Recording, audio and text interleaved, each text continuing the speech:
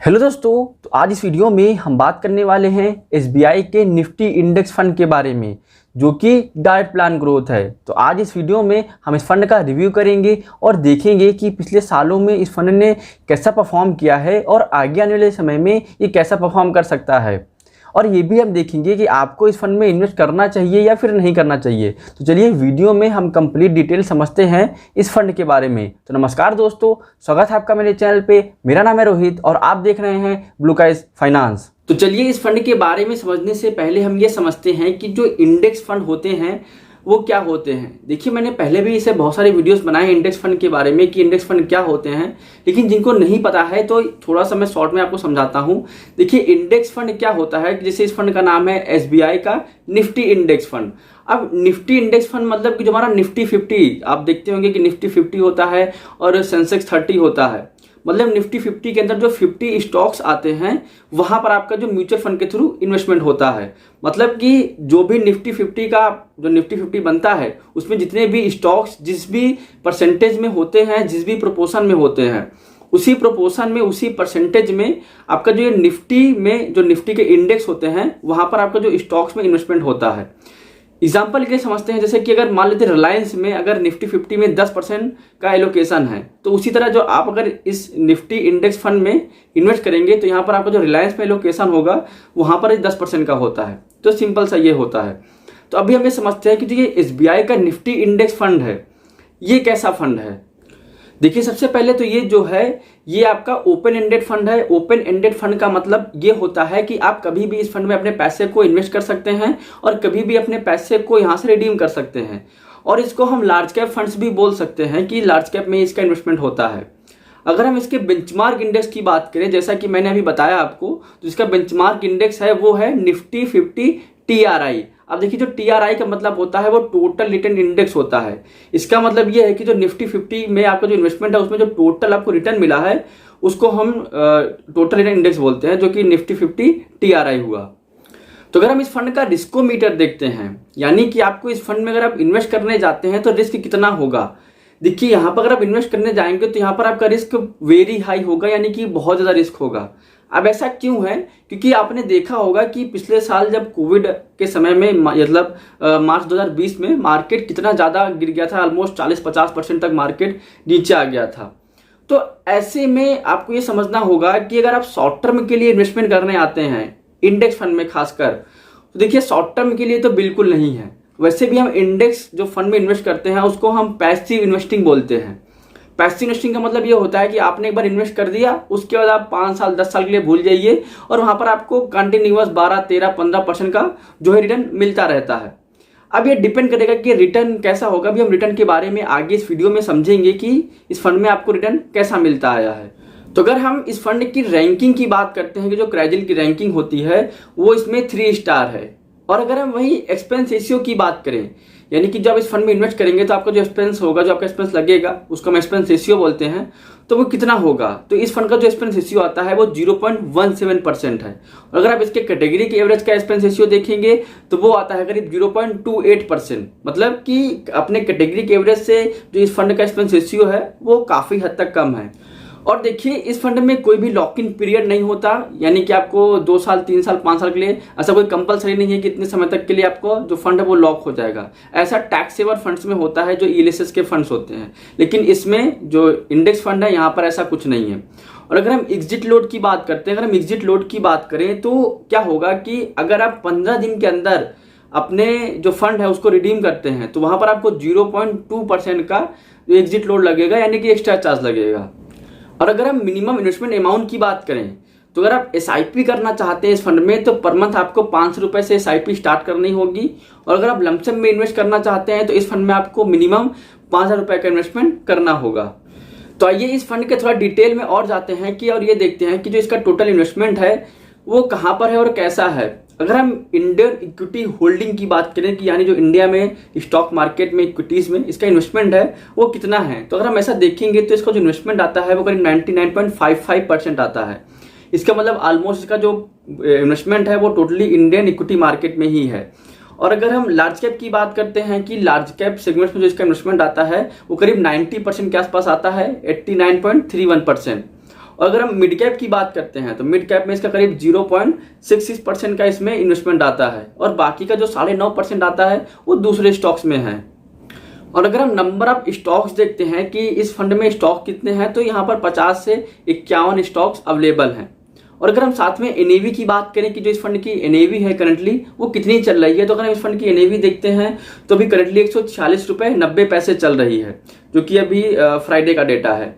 और अगर हम इस फंड की रेटिंग की बात करते हैं, जैसे कि मैंने पहले ही देखा था कि चाहे वैल्यू सर्च की रेटिंग हो चाहे क्रेजिल की रेटिंग हो, वो 3 स्टार बनी हुई है। अगर इस फंड का हम फंड साइज देखते हैं कि जो इस फंड का AUM है वो कितना है, तो वो देखेंगे तो वो है करीब 1278 करोड़। जो इस फंड का फंड साइज है वो 1278 करोड़ है। और अगर हम साथ में ये भी देखें कि जो इस फंड के फंड मैनेजर हैं वो हैं रवि प्रकाश शर्मा। ये तब से इस फंड को मैनेज कर रहे हैं जब से ये फंड लॉन्च हुआ था। और ये फंड लॉन्च कब हुआ था? ये हुआ था 2 जनवरी 2013 को। तो जब से ये फंड लॉन्च हुआ है तब से इस फंड को मैनेज करते आ रहे हैं। और इस फंड को ज्वाइन करने से पहले, SBI के फंड को ज्वाइन करने से पहले ये HDFC में, कोटक सिक्योरिटीज में, बिरला सन लाइफ में ये पहले से भी काम कर चुके हैं, यानी कि ये काफ़ी एक्सपीरियंस फंड मैनेजर हैं। तो आइए अभी हम ये समझते हैं कि जो इस फंड में आपको रिटर्न मिला है पिछले सालों में, ये जब से फंड लॉन्च हुआ है तब से आपको इस फंड में रिटर्न कितना मिला है। चलिए हम स्क्रीन पर देखते हैं। जैसा कि आप स्क्रीन पर देख सकते हैं कि पिछले 1 साल में आपको इसमें 46.6% का रिटर्न मिला है। और अगर हम पिछले 3 साल की बात करें तो पिछले 3 साल अगर आप रिटर्न देखेंगे तो करीब 13.25% का इसमें रिटर्न आपको मिलता आ रहा है एनुअल बेसिस पे। और अगर हम पिछले 5 साल का डेटा देखते हैं तो अगर आप पिछले 5 साल का डेटा देखेंगे तो इसमें आपको करीब 14.5% तक का रिटर्न मिला है, जो कि काफी अच्छा रिटर्न माना जाएगा इंडेक्स फंड को अगर हम देखते हैं तो। और अगर ओवरऑल रिटर्न देखते हैं जब से फंड लॉन्च हुआ है, यानी ये फंड लॉन्च हुआ था जनवरी 2013 में, तब से अगर हम इसका रिटर्न देखते आते हैं तो इसका जो ओवरऑल रिटर्न मिला है ये 13% है। मतलब जब से ये फंड लॉन्च हुआ है एनुअल बेसिस पे ये आपको 13% का रिटर्न देता आ रहा है। और अगर आप कैटेगरी के एवरेज का रिटर्न देखेंगे तो वो भी करीब ऑलमोस्ट सेम ही मिलता आ रहा है। तो अभी हम ये देखते हैं कि अगर आपने इस फंड में SIP कर रखी है पिछले सालों में 1000 रुपये की, यानी कि 1000 रुपये पर मंथ इस फंड में इन्वेस्ट करते आ रहे हैं पिछले सालों में, तो आपका जो रिटर्न हो जाएगा वो कितना होगा। चलिए हम स्क्रीन पर देखते हैं। जैसा कि आप स्क्रीन पर देख सकते हैं कि अगर आप 1 साल पहले इस फंड में 1000 रुपये पर मंथ इन्वेस्ट करते आ रहे हैं तो आज के समय में जो आपका टोटल इन्वेस्टमेंट हो जाएगा वो हो जाएगा 12,000 रुपये। और आज के समय जो आपकी वैल्यू हो जाएगी वो हो जाएगी 14,610 रुपये। इसमें जो आपको प्रॉफिट हो रहा होगा वो करीब 2,610 रुपये का इसमें आपको प्रॉफिट हो रहा होगा। और अगर हम 3 साल पहले की बात करें, यानी कि 3 साल पहले से आप इस फंड में 1000 रुपये पर मंथ इन्वेस्ट करते आ रहे हैं, तो आज के समय में जो आपका टोटल इन्वेस्टमेंट हो जाएगा वो हो जाएगा 36,000 रुपये। और आपकी वैल्यू जो हो जाएगी टोटल वो हो जाएगी 51,071 रुपये। इसमें जो आपको प्रॉफिट हो रहा होगा वो करीब 15,071 रुपये का इसमें आपको प्रॉफिट हो रहा होगा। और वहीं अगर हम 5 साल पहले की बात करें, 5 साल पहले अगर आपने इस फंड में 1000 रुपये का इन्वेस्टमेंट करते आ रहे हैं पर मंथ, तो आपका जो टोटल इन्वेस्टमेंट हो जाएगा वो हो जाएगा 60,000 यानी कि 60,000 रुपये। और आपकी टोटल जो वैल्यू हो जाएगी आज के समय में वो हो जाएगी 93,584 रुपये। इसमें जो आपको प्रॉफिट हो रहा होगा वो करीब 33,584 रुपये का इसमें आपको प्रॉफिट हो रहा होगा। तो अभी हम ये देखते हैं कि आपने अगर इस फंड में 10,000 रुपये का लमसम में इन्वेस्ट किया होगा 3 साल या 5 साल पहले, तो इसमें आपको रिटर्न कैसा मिला होगा। चलिए हम स्क्रीन पर देखते हैं।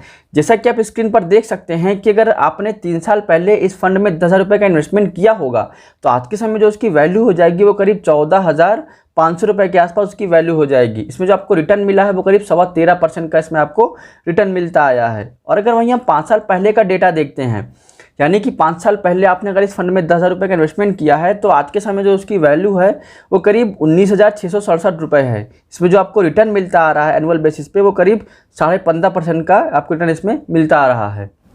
तो अभी हम ये देखते हैं कि जो इस फंड की टॉप 10 होल्डिंग्स हैं वो क्या क्या हैं। तो चलिए हम स्क्रीन पर देखते हैं। जैसा कि आप स्क्रीन पर देख सकते हैं कि जो इस फंड की टॉप 10 होल्डिंग्स हैं उनमें सबसे पहले आता है रिलायंस इंडस्ट्रीज़, जो कि एनर्जी सेक्टर का स्टॉक है। इसमें जो इसका एसेट एलोकेशन आता है वो करीब 9.9% का है। HDFC बैंक की बात करें तो HDFC बैंक फाइनेंशियल सेक्टर का स्टॉक है। इसमें जो इसका इन्वेस्टमेंट आता है वो करीब है 9.5%। और अगर इन्फोसिस की बात करें तो इन्फोसिस टेक्नोलॉजी सेक्टर का स्टॉक है। इसमें जो इसका इन्वेस्टमेंट आता है वो 8.5% है। हाउसिंग डेवलपमेंट फाइनेंस कॉर्पोरेशन यानी कि HDFC की बात करें तो HDFC में इसका जो इन्वेस्टमेंट आता है वो करीब 6.5% है। ICICI बैंक की बात करें तो ये भी फाइनेंशियल सेक्टर का स्टॉक है, इसमें जो इन्वेस्टमेंट आता है इसका ये 6.3% है। टाटा कंसल्टेंसी सर्विसेज यानी कि TCS की बात करें तो भी टेक्नोलॉजी सेक्टर का स्टॉक है, इसमें जो इसका एसेट एलोकेशन आता है वो 5% है। कोटक महिंद्रा बैंक की बात करें तो फाइनेंशियल सेक्टर का स्टॉक है, इसमें इसका जो इन्वेस्टमेंट आता है वो 3.6% है। हिंदुस्तान यूनिलीवर की बात करें तो FMCG सेक्टर का स्टॉक है, इसमें जो इसका इन्वेस्टमेंट आता है वो 3.2% है। एक्सिस बैंक की बात करें तो फाइनेंशियल सेक्टर का स्टॉक है, इसमें जो इसका इन्वेस्टमेंट आता है वो 2.8% का है। L&T यानी कि लार्सन एंड टूब्रो की बात करें तो एक कंस्ट्रक्शन सेक्टर का स्टॉक है और इसमें जो इसका इन्वेस्टमेंट आता है वो 2.6% का है। तो अभी हम ये देखते हैं कि जो इस फंड का इक्विटी सेक्टर एलोकेशन है यानी कि सेक्टर वाइज जो इक्विटी में इसका इन्वेस्टमेंट है वो कैसा है, तो चलिए हम स्क्रीन पर देखते हैं। जैसा कि आप स्क्रीन पर देख सकते हैं कि फाइनेंशियल सेक्टर में सबसे ज़्यादा इसका 37.2% का एलोकेशन आता है। टेक्नोलॉजी की बात करें तो टेक्नोलॉजी में 17.4% का इन्वेस्टमेंट आता है। वहीं अगर हम एनर्जी की बात करते हैं तो एनर्जी में इसका 13.8% का इन्वेस्टमेंट आता है। और FMCG की बात करें तो FMCG में इसका 8.1% का इन्वेस्टमेंट आता है। ऑटोमोबाइल की बात करें तो ऑटोमोबाइल में इसका 5.3% का इन्वेस्टमेंट है। और अगर हम कंस्ट्रक्शन की बात करें, कंस्ट्रक्शन सेक्टर में इसका 5.2% का इन्वेस्टमेंट आता है। और अगर हम अदर सेक्टर्स को देखते हैं तो वहाँ पर इसका 13% का एलोकेशन है। तो आइए अभी हम इस फंड के रिस्क रेशियोज़ को देखते हैं कि जो इस फंड का रिस्क रेशियोज़ हैं यानी कि अल्फ़ा, बीटा, शार्प रेशियोज़, ये सब कैसा है इस फंड का। तो चलिए हम स्क्रीन पर देखते हैं। जैसा कि आप स्क्रीन पर देख सकते हैं कि जो इस फंड का स्टैंडर्ड डेविएशन है वो बहुत ही ज़्यादा हाई वोलेटाइल शो कर रहा है। जैसा कि आप देख सकते हैं कि जो इस फंड का स्टैंडर्ड डेविएशन है वो 18.02 है और जो इसके कैटेगरी का स्टैंडर्ड डेविएशन है वो 9.99 है। मतलब कि इसका ये फंड है ये बहुत ही ज़्यादा वोलेटाइल है अपनी इंडेक्स फंड की कैटेगरी में। और अगर हम बीटा की बात करें तो बीटा भी वैसा ही शो कर रहा है। आप अगर इसके कैटेगरी के एवरेज का बीटा देखेंगे तो वो 0.49 है और अगर इस फंड का जो बीटा देखेंगे तो वो 0.99 है, यानी कि ऑलमोस्ट डबल वोलेटाइल है इस अपने कैटेगरी के फंड से। और अगर हम शार्प रेशियो की बात करें तो शार्प रेशियो इसका कुछ ज़्यादा अच्छा है। अगर आप शार्प रेशियो देखेंगे तो जो इसके कैटेगरी के एवरेज का शार्प रेशियो आता है वो 0.42 आता है और जो इस फंड का शार्प रेशियो वो 0.57 आता है। इसका मतलब ये है कि ये फंड रिस्क तो लेता है लेकिन रिस्क के साथ साथ आपको रिटर्न भी मिल रहा है। हम टेनर रेशियो की अगर बात करें तो जो फंड का टेनर रेशियो आता है इसके कैटेगरी के एवरेज का जो टेनर रेशियो है वो -2.4 है। मतलब जो इस फंड में जो रिस्क ले रहा है उसके हिसाब से इसमें रिटर्न नहीं दे पा रहा है इसके कैटेगरी की बात करें तो, लेकिन जो इसका टेनर रेशियो है वो मेंटेन रखा है 0.1, मतलब बराबर है। बहुत ज़्यादा रिस्क ले रहा है, बहुत ज़्यादा आपको इसमें रिटर्न दे रहा है। और अगर हम जेनसन अल्फ़ा की बात करें तो जो इस फंड का जेनसन अल्फ़ा आता है वो थोड़ा सा पुअर है। पुअर इसलिए है क्योंकि जो इसकी कैटेगरी के एवरेज का अगर आप जेनसन अल्फ़ा देखेंगे तो 1.59 आता है। अगर आप इस फंड का अल्फ़ा देखेंगे तो वो करीब -1 के आसपास आ रहा है। मतलब कि अगर आप इस फंड का जो निफ्टी 50 का जो रिटर्न होता है अगर वहाँ से आप कंपेयर करेंगे तो ऑलमोस्ट 1% का रिटर्न कम यहाँ पर इस फंड में आपको मिल रहा है।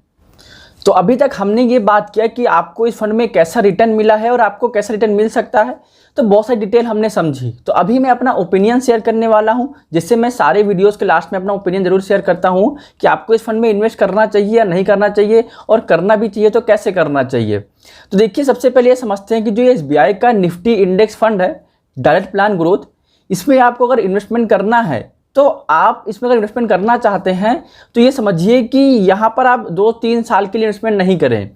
यहाँ पर क्या है कि आप जितना ज़्यादा लंबे समय के लिए इन्वेस्टमेंट करेंगे और इसमें आपको रिस्क देखिए बहुत कम है।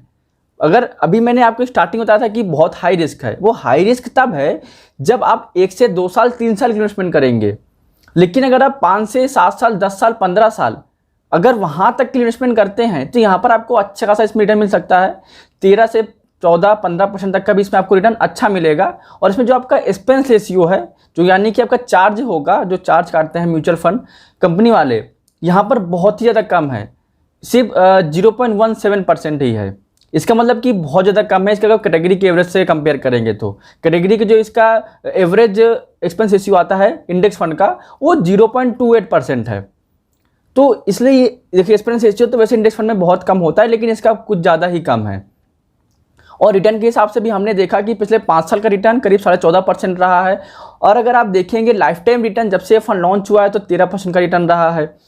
तो इसीलिए मैं ये रिकमेंड करूँगा कि आप अगर इस फंड में इन्वेस्ट करने आ रहे हैं तो इस फंड को आप एक्टिव इन्वेस्टमेंट ना समझें। एक्टिव इन्वेस्टमेंट मतलब कि आप जैसे ICICI प्रूडेंशियल का हो जो टेक्नोलॉजी फंड है, वो देखिए एक्टिव फंड्स हैं, ठीक है। लेकिन एक्टिव फंड मतलब कि क्या वहाँ पर रिटर्न आपको ज़्यादा मिलता है और आपको वहाँ पर क्या कह सकते हैं कि जो एक्सपेंस रेशियो होता है वो भी ज़्यादा लगता है, क्योंकि वहाँ पर जो फंड मैनेजर होते हैं वो एक्टिवली उस फंड को मैनेज करते रहते हैं, देखते रहते हैं कौन सा फंड रिटर्न अच्छा दे रहा है नहीं दे रहा।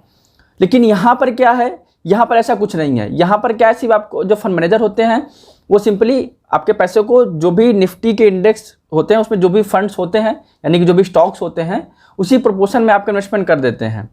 एक चीज़ आपको ध्यान रखनी चाहिए जब आप भी कोई भी इंडेक्स फंड में इन्वेस्टमेंट करने जा रहे हैं, मैं SBI की बात नहीं कर रहा हूँ, आप कोई भी अगर इंडेक्स फंड की बात करें तो अगर कोई भी इंडेक्स फंड में आप इन्वेस्टमेंट करने जाएंगे तो आपको सबसे इंपॉर्टेंट चीज़ देखनी चाहिए, वो है ट्रैकिंग एरर। तो देखिए जो ट्रैकिंग एरर होता है वो कैसे हम समझ सकते हैं। अब देखिए जैसे कि आप मान लीजिए आपने देखा कि जो आपका निफ्टी का 1 महीने का रिटर्न जो रहा है वो 5% रहा, ठीक है। और आपका जो फंड आपने जिस भी फंड में इन्वेस्ट किया, चाहे SBI के, HDFC के, किसी भी फंड में, इंडेक्स फंड में आपने इन्वेस्ट किया निफ्टी 50 के, जो कि आपका बेंचमार्क इंडेक्स हो, उसी से कंपेयर करिए। जैसे इस फंड का बेंचमार्क इंडेक्स है निफ्टी 50, तो अगर निफ्टी 50 ने 5% का रिटर्न दिया मान लेते हैं 1 महीने में, और जो आपका ये फंड है इसने आपको रिटर्न दिया 4.5% का 1 महीने में, तो मतलब आप ये समझिए कि मोटा मोटा करीब आधा % का ट्रैकिंग एरर आ रहा है, क्योंकि आधा % रिटर्न कम मिला है आपको। एक्सपेंस रेशियो के भी अगर निकाल दें 0.17%, क्योंकि वो तो तब भी आप माने कि मतलब 0.35% का तो ट्रैकिंग एरर है ही। तो इसीलिए अगर आप इन्वेस्टमेंट करने जा रहे हैं इंडेक्स फंड में तो 2-3 बातों का ज़रूर ख्याल रखें। पहला कि आप इसको लंबे समय के लिए होल्ड करें। लंबे मतलब देखिए मैं सारे फंड को बोलता हूँ कि लंबे समय के लिए होल्ड करें, उसमें 3 से 5 साल हो सकता है। लेकिन अगर आप इंडेक्स फंड में जितना ज़्यादा लंबे समय के लिए जाएंगे, 7 साल, 10 साल, 15 साल, तो वहाँ पर आपको ज़्यादा फ्रूटफुल रिटर्न मिलेगा। और दूसरी चीज़ ट्रैकिंग एरर को ध्यान रखें, जैसे कि अभी मैंने आपको बताया। तो आज इस वीडियो में सिर्फ इतना ही। अगर आपको वीडियो पसंद आया तो आप वीडियो को लाइक कर सकते हैं। अगर आपको ऐसी वीडियो चाहिए तो आप मेरे चैनल को सब्सक्राइब कर सकते हैं। तो आज के लिए इतना ही, मिलते हैं अगले वीडियो में।